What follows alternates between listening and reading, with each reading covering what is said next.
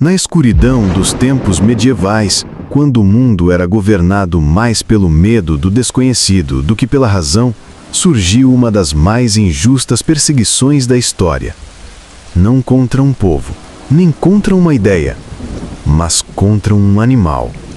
Um pequeno, silencioso e misterioso companheiro. O gato. Hoje, os gatos são ícones de fofura e independência. Estão em memes, vídeos, desenhos e no coração de milhões de pessoas ao redor do mundo. Mas nem sempre foi assim. Houve um tempo em que os gatos, especialmente os de cor preta, foram vistos como emissários do mal.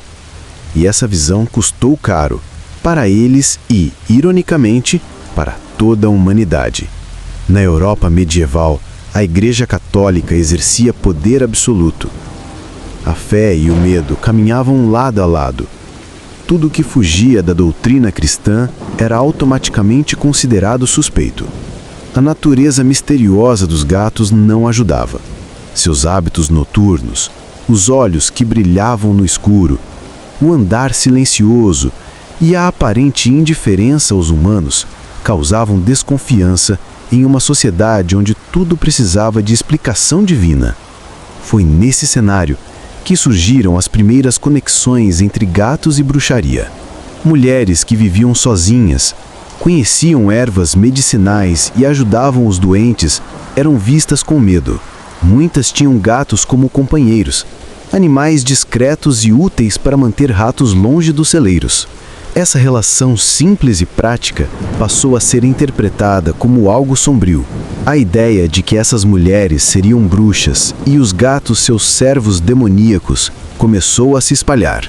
Em 1233, o Papa Gregório IX publicou um documento chamado Vox in Rama, que descrevia rituais supostamente satânicos nos quais gatos pretos eram adorados. A partir daí, o medo virou ordem. Gatos começaram a ser perseguidos, mortos, queimados em praças públicas como se fossem instrumentos do diabo. Em algumas festas religiosas, eles eram lançados vivos em fogueiras.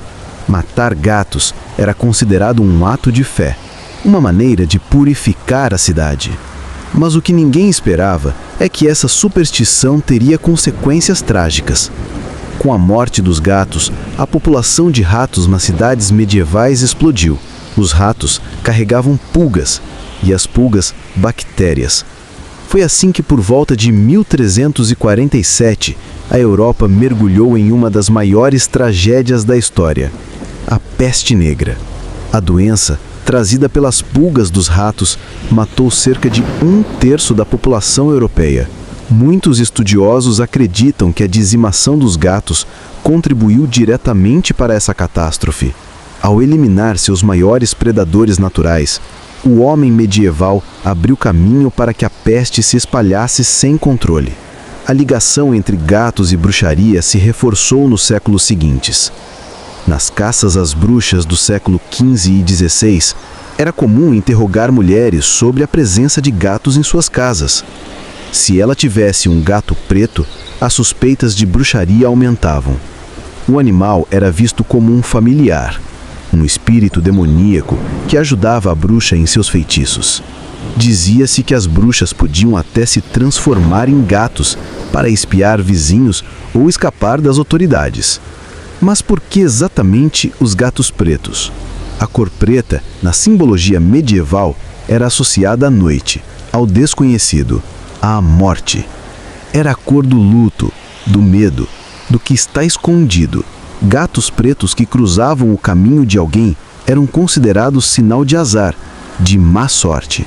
Essa superstição se espalhou tanto que ainda hoje, em pleno século XXI, há quem evite cruzar com um gato preto na rua. Durante mais de 4 séculos, os gatos viveram sob o estigma do medo. Foram acusados, perseguidos e mortos sem razão. Apenas no século XVIII, com a chegada do iluminismo e do pensamento científico, essas ideias começaram a ser questionadas. A razão começou a vencer a superstição e os gatos começaram a ser vistos novamente como aliados e não como inimigos. Hoje, sabemos que os gatos não têm nada de demoníaco.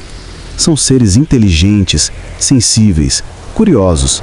A ideia de que eles eram bruxos disfarçados ou espiões do diabo soa absurda. E de fato é. Mas ela foi real e custou a vida de milhares desses animais. Então, da próxima vez que você cruzar com um gato preto na rua, pense no que ele representa. Não o azar, mas a resistência. A prova viva de que mesmo diante da ignorância e do medo, a verdade sempre volta à tona. Eles sobreviveram às chamas, às fogueiras, à superstição. E hoje voltaram ao lugar que merecem, ao lado dos humanos. Não como inimigos, mas como companheiros. Se gostou do vídeo, não esqueça do like e se inscreva no canal.